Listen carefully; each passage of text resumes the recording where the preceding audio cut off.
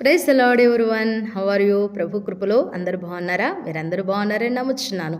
ప్రియమైన దేవుని బిడ్డలారా, మనలో ఒక గొప్ప యుద్ధము ఎప్పుడు కూడా ఒక పోరాటము, ఒక యుద్ధము జరుగుతూ ఉంటుంది. బయట జరిగే యుద్ధాల కంటే కూడా మన అంతరంగంలో, మన ఆత్మకు, మన శరీరానికి జరిగేటువంటి యుద్ధము అది ఎంత హోరాహోరీగా ఉంటుందంటే, ఎంత భయంకరంగా ఉంటుందంటే అంత భయంకరంగా ఉంటుంది. మీలో ఎవరైనా అలాగా యుద్ధము యుద్ధాలు చేస్తూ ఉన్నారా? మీ ఆత్మకు, మరి శరీరానికి యుద్ధము చేస్తూ ఉన్నారా?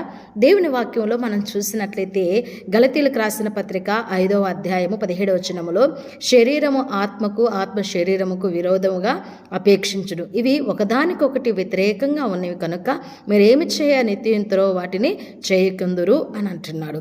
కాబట్టి ఆత్మ శరీరముకు విరోధంగా అపేక్షిస్తుందంట. అవును, ఆత్మ ఇలా చెప్తే శరీరమేమో అది ఆశిస్తూ ఉంటుంది, కోరుకుంటుంది. ఆత్మ ఏం చెప్తుంది? అది వద్దు, అది పాపము, అది చేయకూడదు అని చెప్తే శరీరమేమో ఇది నీకు అవసరమే, ఇది నీకు తగిందే, ఏమీ కాదులే అనేటువంటి శరీరము చెప్తూ ఉంటుంది. కాబట్టి మీరు ఏమి చేయ నిశ్చయించరు వాటిని చేయకుందురు అని అన్నాడు. ఒక తీర్మానం తీసుకుంటాం, నేను ఇలా ఉండకూడదు, నేను ఇలా చేయకూడదు అనుకుంటాం. కానీ శరీరము చెప్పినట్లుగానే కొన్నిసార్లు మనము దాన్ని చేస్తూ ఉంటాము. మనము నిశ్చయించుకుంటాం కానీ దాన్ని చేయకుందుము అని అంటున్నాడు.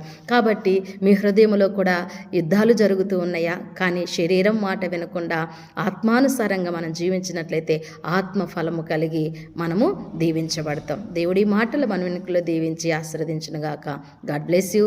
ఆమెన్. Praise the lord.